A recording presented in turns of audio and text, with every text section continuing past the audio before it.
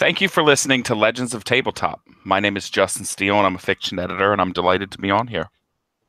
And thank you for joining us today, Justin. I'm very glad to talk with you, especially about Looming Low and the Shirley Jackson Award nomination that Looming Low has received for Dim Shores. Thanks. It's been very exciting. It was a project we put a ton of work into, so it's nice to see positive reception. Absolutely. Now, this isn't the only one that you've done. I know that you've done several in the past that I really do appreciate, along with a perennial favorite, which is The Children of Old Leech. And if you would care to expound upon that, that'd be great. Just for those of us that may not have been exposed to it. Where can we find that? Sure. My first anthology was Children of Old Leech, and that came out with Ross Lockhart of Word Horde Press back in 2014. So it's been 4 years now, and I was always a big Laird Barron fan, and up until that point, I ran a blog where I did book reviews, author interviews, and whatnot, and that was the Arkham Digest.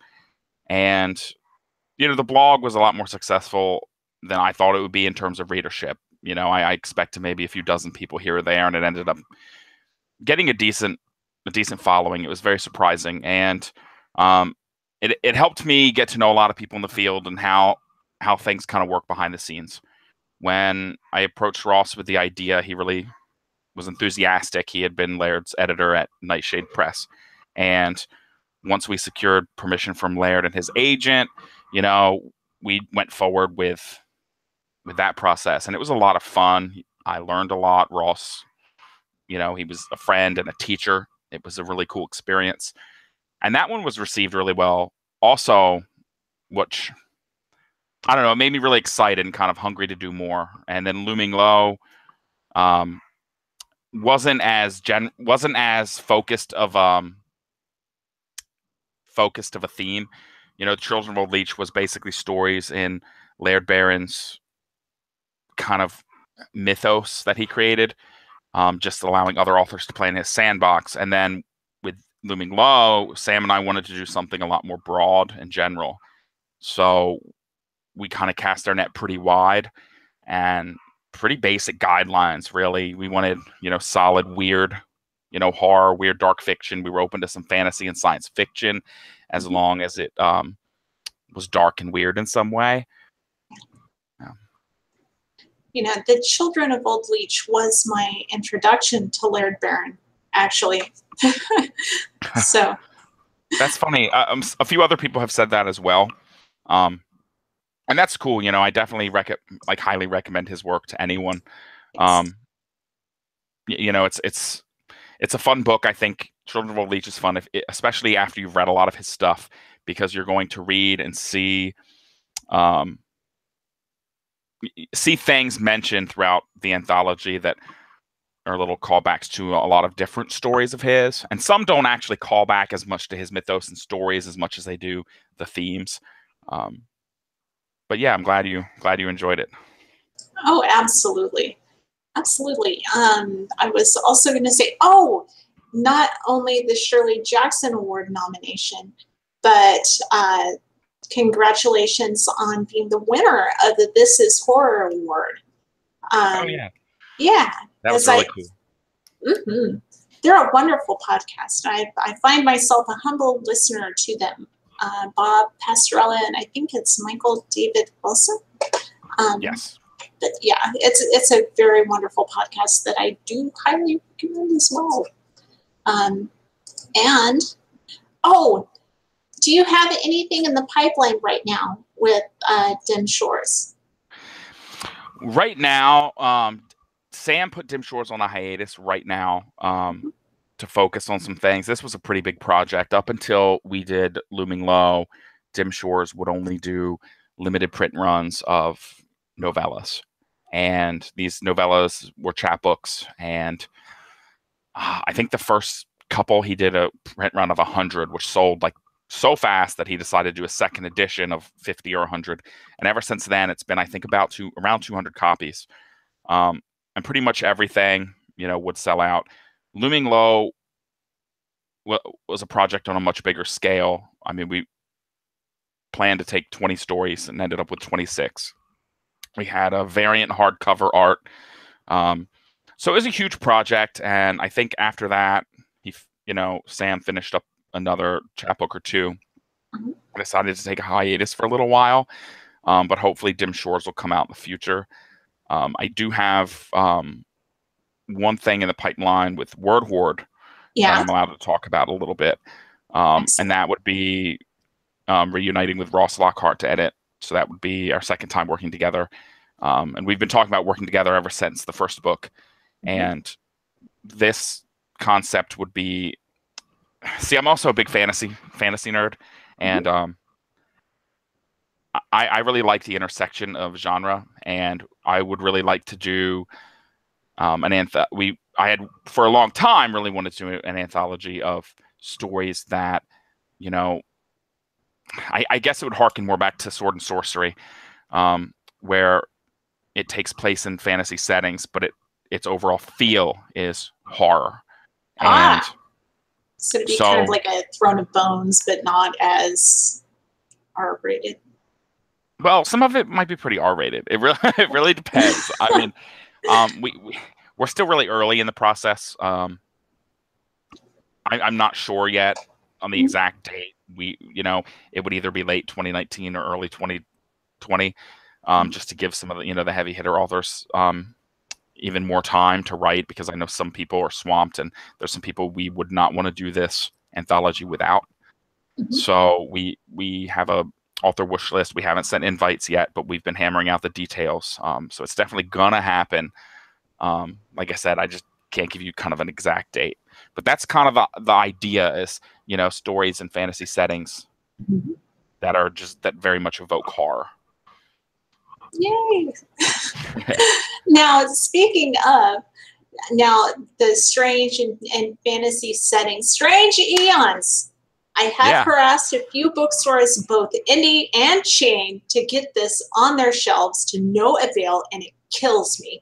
So what can the average consumer do in the meantime? Please tell me. Yeah, I don't handle any of the sales or anything, but I know that distribution's kind of difficult sometimes. You can order directly from the website. I know it's easier for some folks to wait and order a few at a time, and there's plenty of back issues. So if there's one that someone wants to get, and then maybe a few back issues that look interesting, might make more sense with the shipping. I know there's been talks about doing an electronic version, which I think would be very beneficial. And I'm not an e-reader myself, but I know it's very convenient, especially when you look at many other of the magazines that are publishing kind of weird horror right now, and they're mostly online, like Nightmare magazine and whatnot. So I'm not sure exactly if that's going to be in the pipeline right now. I do know it's especially hard for, I've had a lot of Canadians actually ask me about the Strange Eons, because the shipping's even more brutal to ship across the border there. And if I lived closer, I would just meet them and throw it over in a box. But I'm not close enough. So I know that for anyone up there who wants to order, they should definitely order a bunch at a time, just because the shipping is going to be ridiculous to order a single copy. And we don't put out enough issues that right now there's not like a subscription, we're not monthly. We put out maybe just a few a year. Mm-hmm. Sometimes production is slower on one issue and then faster on another one. So now, as an editor, what would you say would have been your editorial timeline of sorts? How did you get involved in the editorial process? That's a good question. I actually, my undergrad degree was in English, mm-hmm. which was funny because it was probably my least favorite subject in high school. I was really good at math and science naturally. And I was always an avid reader, but I guess by the time I was in high school and taking AP English, sometimes I'd have to read some things that were very not interesting to me, and then write essays that weren't interesting to me, and that kind of killed my love of the subject. And then in college, I was also very interested in film at the time, and I was at University of Delaware, and I majored in English with a concentration in film. And I didn't really know what I wanted to do with it. Even then, I didn't know that I would kind of become an editor. That kind of just came later. And oh man, I think around September, October 2012, I started the Arkham Digest blog, and it's still up. I mean, I haven't posted on there in probably 2 years, but it's all still there. And really, I was just kind of, I don't know, I was just kind of at an impasse in life. I was a little bored, frustrated, and you know, one of the things I was real passionate about was a lot of what I was reading. And it's kind of like when you go to the movies, it's fun to go with friends, because some movies you want to talk about right after you see them. There's stuff to unpack, and sometimes books are like that. And Yes. the blog, and the blog was an outlet for me. It was a way for me to just, I read this book, now I can talk about it. And it just kind of grew from there, organically.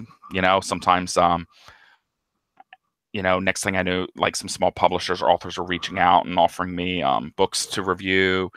I was becoming a little more bold, and reaching out and asking them for interviews. And at the same time, I was kind of befriending a lot, like on social media. I guess before that, I didn't realize, I guess, how accessible a lot of these personalities were. And it kind of just grew from there, honestly. And with weird horror, and especially, I think it especially shines in the short form. And I like the novel as well, but in the short form, I think you can really kind of get a concentrated feeling of dread that sometimes is hard to stretch over the course of a huge novel. So after reading a lot of anthologies, I was like, man, I think it would be really fun to do one. And when I pitched the idea for Children of Old Leech to Ross, that's just how the editing started. It was just, I guess it was the right time,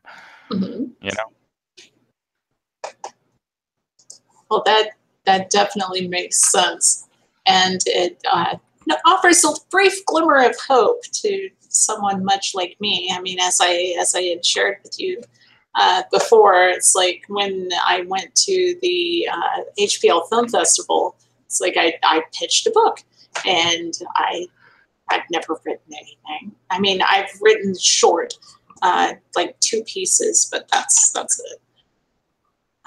Let's see. And what else was I going to say? Oh, and let's see. Now, seeing as there are a few aspiring writers that do listen to this podcast sometimes, should we remind them of a list of things that they should not do? Oh my God, yes. Yes, absolutely. I've especially learned a lot once I started with Strange Aeons. See, Children of Old Leech and even Looming Low, invite only. It's a lot. I definitely prefer to do my anthologies that way. With Strange Aeons, I tend to invite often as well. And every once in a while, I'll open it for submissions. And my number one pet peeve as an editor, just the number one, is people who do not read the instructions, the guidelines, the call for submissions. Because when you open something for submissions, you get flooded sometimes with stories. And the easiest thing to do before you send a story is and the call for submissions isn't long. I put like a paragraph or 2. It's very short and simple. Biggest pet peeve, people who do not read that. If someone sends me something that I blatantly say I do not want, I look at that as either being one of 2 things. 1, they either did not read the call for submissions for whatever reason, or 2, they read it and were arrogant enough to think that, oh, well, I know he doesn't want a mummy story, but my mummy story is really good, and I'm going to change his mind. And either one is a huge turnoff for me. Or they could be trolling you. That's true. There's been a couple times. There's been a couple times I've asked people if they were trolling with some of the stuff that was sent in. I mean, you get some bizarre things, but that's honestly, I would say, the number one pet peeve. Another big pet peeve, and I think I notice this a lot more often with people who self-publish, and I'm not saying that every self-publisher is guilty of this either. I just tend to notice, and I don't know if it's because there's some things out there that I think probably give them advice to be very aggressive with their marketing, but social media is a very powerful tool. And I think another huge kind of turnoff is if I, log on and I have some friend requests. I'm like, okay, I have some mutual friends with this person, all this person, probably a writer or a fan of the field or something, and I hit accept. And without any kind of interaction, there's all of a sudden, like, I'm invited to like his author page and his whatever page and stuff like that to me. And it's more like an etiquette thing. But that's stuff that professionals in the field do tend to notice. So my big advice, to people out there, they definitely should, like, my advice isn't to be shy by any means, but I think kind of learning some of that simple etiquette, it's kind of the same. There's a lot of even groups on social media, like a Facebook group or on some Reddits. And it's fine to eventually maybe promote your own stuff sometimes, but oftentimes, they want you to be like an active member of the community first. Like, hey, here's this guy who posts on here often or pretty often, and now he has something he thinks the community is interested in, and they're fine with it. But of course, that one guy who just joins the group, and then every other day he just posts the same link to his book. It's a huge turnoff professionally. It's just very bad etiquette. So I'd say that's another big pet peeve to avoid. As far as the actual writing process, I mean, I guess and this is more of an advice instead of what not to do, but read a lot. I think sometimes it's very clear. I think sometimes when I get a submission that the person's maybe not a huge reader, or maybe not reading some quality stuff he should. And I don't want to tell people what they should and shouldn't read. But for example, if I put out a call and I'm looking for kind of, horror and dark fiction with a more literary edge, and someone who mainly just reads pulp, and they're just writing pulp, it's probably not the best fit. But that also goes with kind of reading the submission and doing your best. The other big advice is just, if you submit something, don't query 2 days later about it. That's another thing. Some people, there's no patience. There's a lot of constant querying, and it's kind of like, I'll get to it. I mean, I'm not offended if I'm taking too long and someone emails me to say they're withdrawing the story to submit elsewhere. That's fine. I'm not going to be offended by that. But it only slows me down if I have to go through all these emails of people asking, when are you going to read this? And I'm like, well, you sent it a week ago. I said it could be within a couple months. So those are kind of just the big things I think not to do. And I think a lot of them are kind of common sense. Like I said, the social media etiquette, I think sometimes just jibes with maybe some of the aggressive marketing advice I think sometimes people in the self-publishing field get. But it's a little contradictory there. It's like, you've got to be out there, and it's like, well, no, don't be out there like 6 times a day on the same Facebook page spamming your stuff. Yeah, there's a way to do it, and not to do it. I think patience is a big key in all of this as well. I'm going to interject very quickly with I'm just going to sprinkle these throughout. Video game or tabletop? Which do you prefer? Which do I prefer? Yeah. Okay, this is a good question because I am quite a bit of a gamer. PC over console, by the way. And it's funny you bring this up because I do love tabletop gaming, but it's an activity I rarely get to engage in. But it's really funny because lately I've been reading a lot of. I found an online archive of a lot of role-playing books from old editions and everything, and I've just been reading through a lot of the campaign settings and sometimes the adventures, and I get like a kick out of reading those. I think I have every 5th edition D&D product so far, everything Money Cook Games puts out. And I've never ran or played a game of Numenera, but I've backed all the Kickstarters. My friends and I, since we're all kind of split up now, makes it a little more difficult. We always talk about doing one online, but then we end up, like, if we're all online, we end up jumping into like a video game.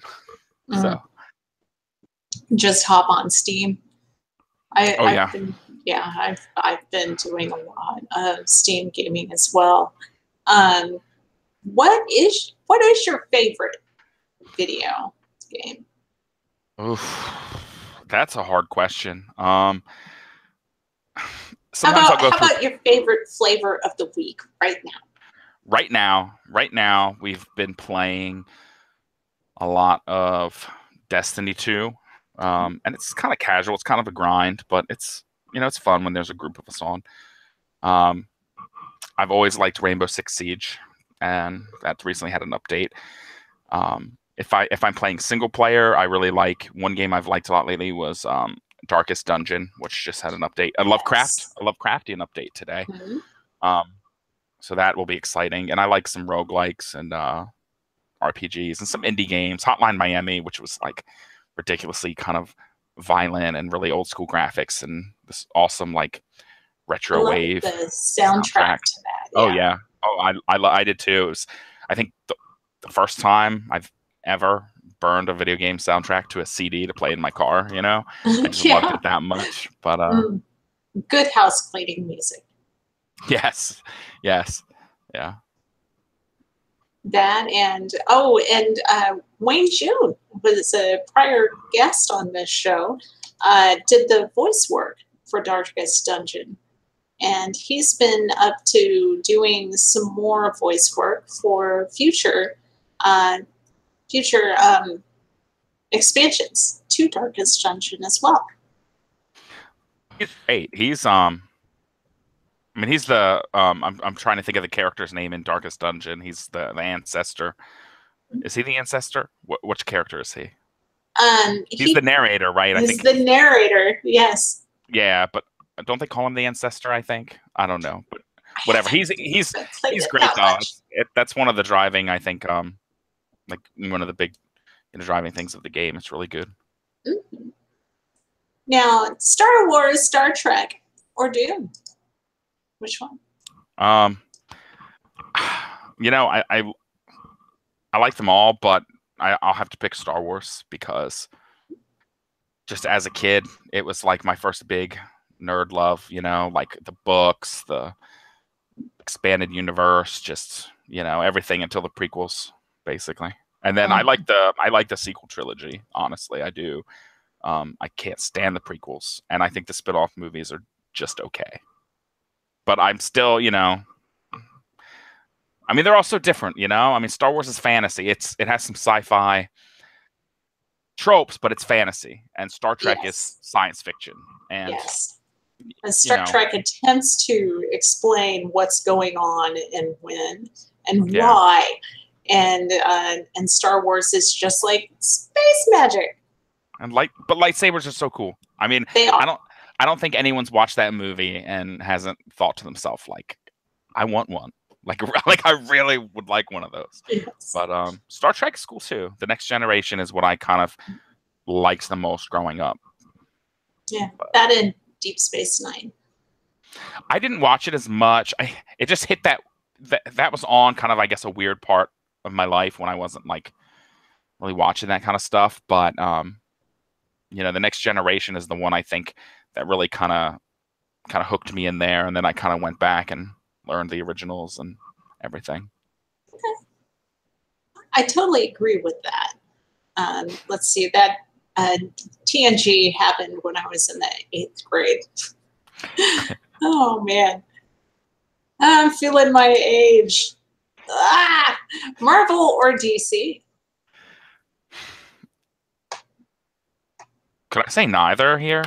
Yes, you absolutely can. If we're talking about comics, I would say what without would a you doubt, put in its stead? Image Comics. Okay. Image Comics, absolutely. And I like, some other stuff, Dark Horse, and Vertigo, but Image Comics, I think, is the one with a lot of series I've just been enjoying a lot the last few years. So Awesome. Because I tend to stick with the top two because people are generally either one or the other. It's more of a binary thing, yeah, but I think they both have goods and bads. I mean, Marvel obviously like knows what they're doing when it comes to the films, and the DC characters are such like Batman and Superman are such like mythic proportions. However, I just maybe I'm superheroed out, kind of like I'm like zombied out, I guess, if that makes sense. yes, because I'm kind of Star Wars myself. Like everyone this year is so excited that if Infinity War came out, and I'm just like, please, Hereditary, hurry up! I want to see this movie. Oh man. Oh gosh. Sci-fi or fantasy? I like both. I'll probably Fantasy. say fantasy. Okay. I'd say fantasy, but like I said earlier, I'm really big into anything that a little genre bending. We were talking about tabletop RPGs earlier. I don't know if you're familiar with Monte Cook Games and Numenera, but it's just a complete fantasy sci-fi, bizarre, weird mashup. And I just adore it. Gene Wolfe's Book of the New Sun. It's like, hey, this is such a cool, weird fantasy. Wait, I'm starting to see hints that this is actually taking place on Earth billions of years into the future. So it's like past science fiction, back into fantasy. It's just, that's the kind of stuff I think I love. But if I had to choose one or the other, fantasy, I think. Okay. And that makes total sense. Now, this is kind of stretching a little because you probably already have something like this. But what job, if you were offered it, would make you immediately drop everything that you are doing to say yes to? Oh man. On bad days at work, I would say lighthouse keeper. So I could just kind of go maintain a lighthouse, read books, and but I don't know. I mean, maybe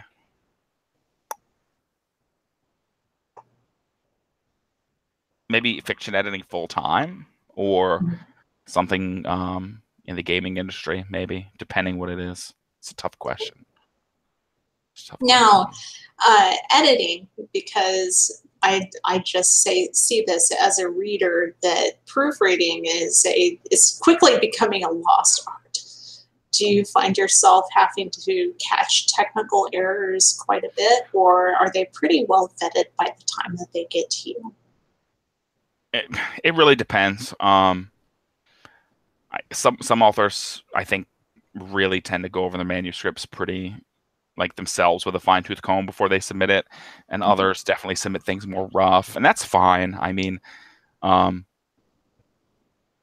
it's weird because as a fiction anthology editor, sometimes I'm, it's more content editing. Like I may have one author like, yeah, you should rewrite part of this ending, like it just doesn't work, or change segments of the story. But at the same time, in a small press world, you're usually doing more things, more than just one thing. So oftentimes I'm also going through and doing the copy editing. But I'll make mistakes too. There's things that won't pass by me. Just like if you pick up pretty much any big publication, you'll find things that have slipped through.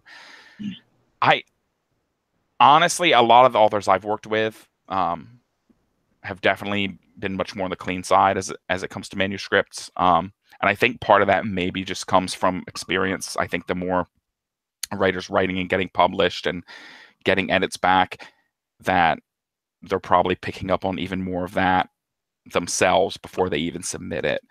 But you see it a lot. It kills me a lot online. There's a lot of especially online, articles.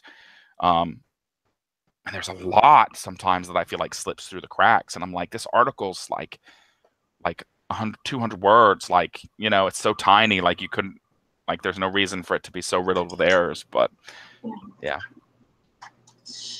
I've sometimes caught those on my own things that I have done. So yeah, it happens. Yes. I try not to like even when I do a book review, I try not to focus on too many mistakes like that. If it's really gratuitous, I'll probably say something like, you know, I remember calling out an anthology of someone I liked once. And I've even talked to the editor about it, and I was just like, there was one story in there that was like a hot mess, and I was like, I'm really confused. I feel like this story is a rough draft that somehow was accidentally subbed in for the final, and that was the case. But even when I review books, sometimes I know that mistakes can happen, and things can slip by. So I try not to be too harsh on that, But it's yeah. Sorry, I was just saying it's very clear though if a small press like anthology has you'll see some that come out that might be so rough that you're like no one went through this to proofread or copy edit, like no one, Yeah. So it does happen. And I mean, again, as a reader, it's just something that it does frustrate me quite a bit when I do catch those. But oh God. Oh, let's see. What's the first music album you ever bought with your own money? Oh my goodness. I have to think about it. God, probably something that I don't even listen to now. Probably something embarrassing. Good Lord. Oh yes. I was born in '86, so this would probably be like I'm so old. This would probably be like mid-late '90s, so it's probably something awful like Smash Mouth or something.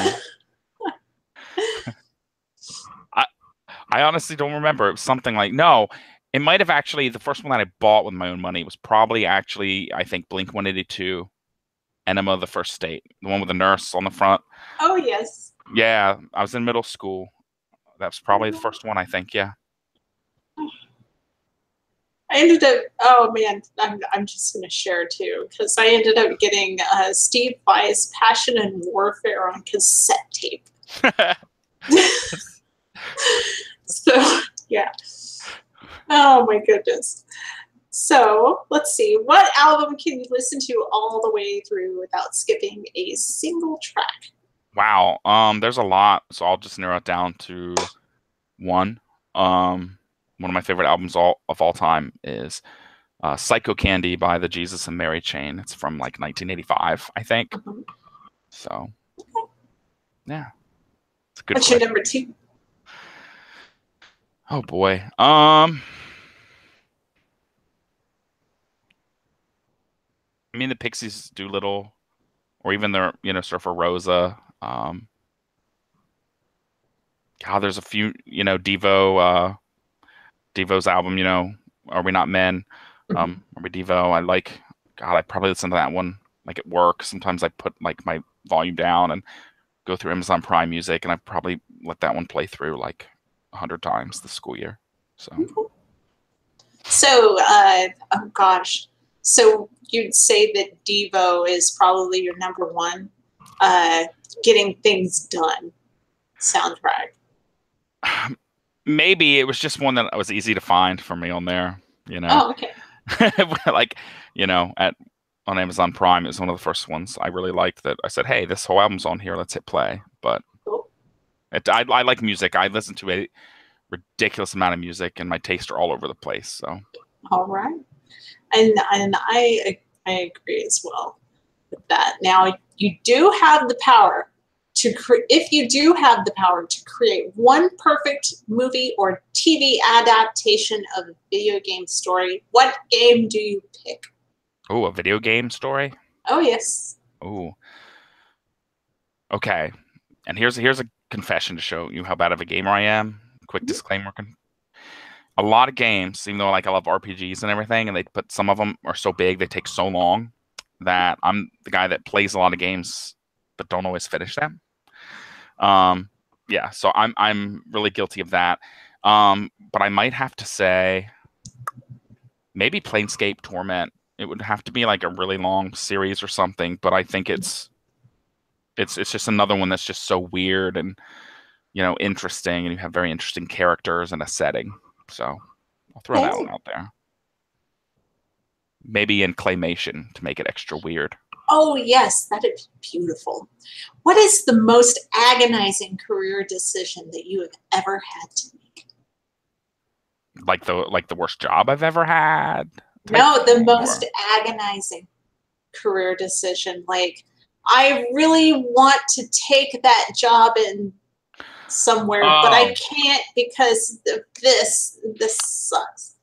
yeah, I've actually not really had that happen. Okay, the closest was when I was 16. I had worked a couple summers at a grocery store, and it sucked. And I was like, well, now that I have my own car, my parents aren't driving me back and forth. I can drive a little further down to, the beach town, and there's a lot of work opportunity there. And I walked around the corner, and in this like plaza, and then I look in this window, and it was just like Warcraft and all the stuff, and I was like, "Oh, hi!" And it was an internet gaming center, like an internet cafe with games, and it was all gaming computers. And I immediately was like, this is the perfect job. And it was kind of a family business, and they showed me around, but told me, we're not hiring anyone at this time because it's a family business, but I'll take your email just in case. Um, and that was kind of, it was a bummer. I was just like, that would be perfect. Um, about a month later or a few weeks later, I did get an email from him, and I did get to work for them for many years. So it worked out. But at the Yay! time, it was very agonizing. Otherwise, I've not really had that situation. Um, That to not really have a situation like that, I would place you among one of the lucky few. I've just, I came out of college, and I was working at my old high school, and I've been there since. I moved up. I'm a school counselor at a high school. That's like my day job. Um, but I guess I haven't really had that opportunity where I've really sought something else like that. That something would hold me back from. So I'm sure I'll know that feeling at some point. But I'm going to go ahead and knock on some wood here. Now, what's the most gracious response to the rejections and setbacks that you have faced? um, hmm. I mean, this could be anything regarding, have you written and submitted something and gotten a rejection? Or or would you say one of the most gracious reactions to rejecting something for a anthology? I mean, you can go on either side of this fence. Yeah, I mean, I've not submitted too much. I mean, I've been asked to do some things. I haven't really submitted like much of my own fiction writing because I don't really write too much of my own fiction. I don't have enough in faith in my ability to write as I do to like curate like I do as an editor. Um, I've definitely had some tough rejections to make. Looming Low was very tough because we invited way more than we could take, and even though we were very open with the writers, it's still hard to reject someone who you're still friends with some of these people. So you just got to try to not look at it as a personal way. And I don't really know if this counts as an answer to the question, a gracious response, but I know like some of the a handful of stories we rejected from that found homes elsewhere, so that made me very happy. I did see one story getting chosen for Ellen Datlow's The Best Horror of the Year that I actually rejected from the magazine, and I was very close to taking it, so I probably rejected it for a weird reason because it wasn't a bad story. But I don't know. I mean, the author was obviously very gracious about it when I rejected the story, and I'm glad to see that it went on to be successful, and I'm glad to see that I'm not like my judgment's not like it's not perfect either. I can make mistakes. But yeah, I'm not sure. I haven't submitted enough. Most of the rejections I've gotten have been, if I've submitted something, have been form rejections. And, that's kind of standard though. Okay. Now, we went over your first music album.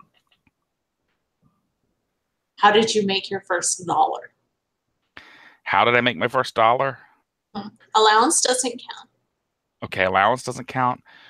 Um, Oof, probably actually. I had an uncle and aunt who lived next door, and it wasn't like an allowance, but sometimes, like he'd get my friend and I to help, like if he had cut up and trimmed this tree, and he paid. We were like little kids, like elementary, but he had all the branches and stuff cut small enough, and if we hauled it off to like the kind of the thicket of woods behind his house, he paid us. So I guess that would probably be some of the first ways I've made money that wasn't like an allowance. And then my first like actual like legit paycheck job was that damn grocery store. I was bagging groceries and getting shopping carts. I was 14. Okay. I scrubbed shit out of sheets. I was a laundress at an asylum. Oh man. Yeah. And you were how old? 14. Oh wow. Like yeah, one of those work permit things. Yeah. Oh yeah, work permit. I had to do that as well. I remember the interview. I remember the manager. Yep. I think he's maybe retired now. He might still be there, I think. Oh my goodness. Yeah. Now we've gone over the first dollar, first job, etc. Now we're gonna go through how do you like to hit the reset button after a terrible day or a bad experience? What do I like to do to unwind? Yes. My iPod, my old school iPod, usually. I put it in. I usually don't even choose a specific album. I just put it on shuffle and hit play. And if something comes on, I'm not in the mood, I just hit next, and I just kind of lay back. Maybe I'll have a drink. My one cat or dog will probably be around soon, and I'll just kind of sit back and pet them, and that's probably, I think, the best way to really unwind. Because if I'm too tense and worked up, I can't. Like reading's not going to calm me at that point because I'm too worked up, I guess, to even focus on like the words. So, yeah, probably music. Speaking of filling your glass, I'm getting ready to plan for the next competition that's coming up regarding brewing. What's your favorite poison of choice, alcohol-wise? General alcohol, or do you want like a favorite beer, a favorite liquor? Both. How about both? Liquor's whiskey, hands down. And I like bourbon, rye, and single malt scotch. It's hard to pick a favorite between them because it really just depends on the mood. Beer. The last few years, I've been really into IPAs, but in the winters, I really like stouts, porters, and some Belgians beers. But spring and summer IPAs for sure. Yeah. Any specific type of IPA, or no? You mean like specific breweries, or do you mean like regular IPA, double IPA? Because I like all that. I have some really good breweries near me. Dogfish Head has been around for a long time. They do some really unusual stuff. Some of it works and some does not. Yes. But I do have a lot of respect for them, and they've been around here, headquartered here forever. There's a brewery called Burley Oak in a small town in Maryland near me. They do a lot of sours, which are really delicious, and some other stuff. They had this one IPA, and it reminded me of like a Northeastern IPA. Are you familiar with that term, where it's kind of hazy and very like that one almost tasted like it was like mixed with like fresh fruit juice, even though there was no fruit. It was just the hops they used. The hops, yeah. Dry hopping specifically can help with that a lot. Yeah, so I really like that. Regular IPA, double IPA, Northeast IPA. Lately I've been on a big kick. RAR in Maryland, Nanticoke Nectar IPA has probably been my easy to find go-to around here. That's lately popped up in some stuff that I've been reading about with breweries and such. Now, let's see. Regarding reset button, what song do you want to have played at your funeral? Oh, goodness. God, I'd probably pick something so ridiculous. So ridiculous. I don't know, maybe that's something I'd have to think about. Okay. I don't know, maybe I don't know. I don't know.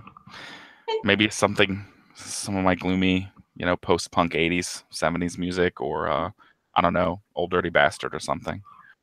just to make my family upset and uncomfortable for being so ridiculous, Oh, here's one I did not ask. If you could have one superpower, what would it be and why? I would say like invisibility, but I feel like I'd be like getting into too much trouble if I had that. Like I would be like, you know what I mean? I think flight obviously would be cool. Or maybe even just like teleportation like Nightcrawler, because he was really cool in X-Men 2 years ago. And I was like, that looks like a lot of fun. So maybe I'll go with teleportation. All right. Now, let's see.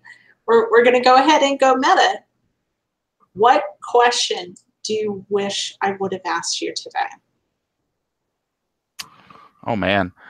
I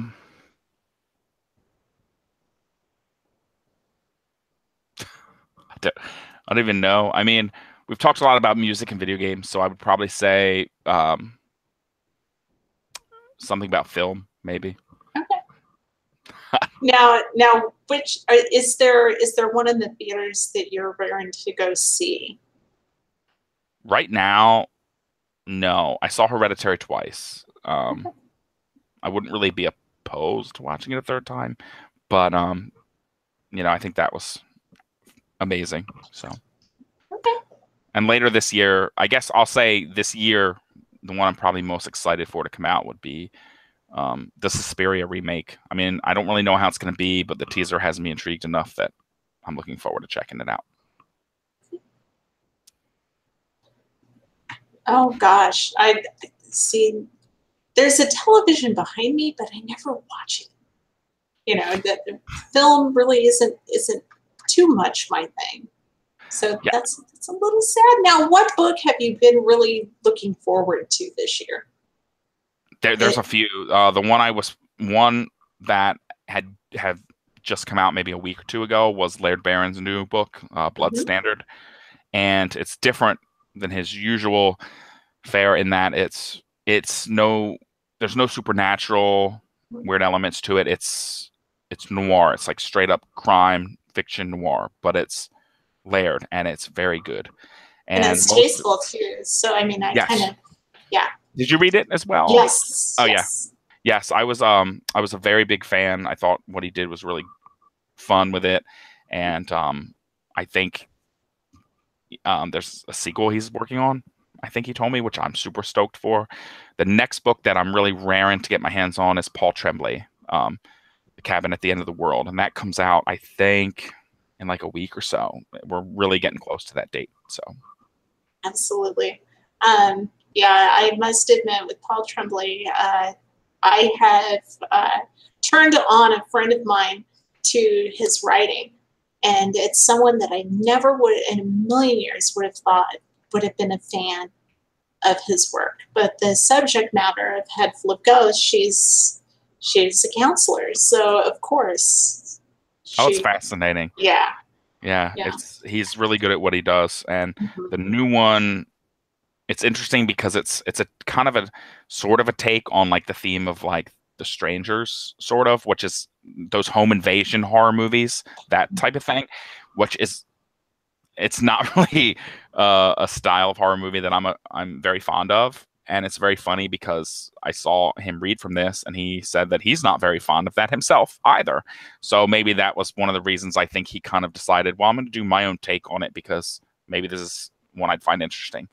And I saw him read from the beginning portion at ReaderCon last summer. And I was just like, it's so good and so tense. And, I'm really, really eager to get my hands on that one. Yeah. You need both. My goodness. So is there anything else that you would like to promote here today? No, I mean, Looming Low is what I have out. There's so much good. Yeah, thanks. There's so much good to read in the field right now. So, I think I guess I'll plug a great place, I think, for any kind of discussion or recommendations um, for this is on Reddit. Weird Lit and Horror Lit, which are kind of moderated by the same folks, usually has some great discussion, and it's a place some people will go there for recommendations, and that I think is a really good, friendly kind of forum for that sort of thing. Okay, well, thank you very much for taking the time to speak with us today here at Legends of Tabletop, and by us, I mean me, the royal we. So I do appreciate it. Again, if you do like what you hear, please like and subscribe to the channel. Thank you very, very much, Justin Steele.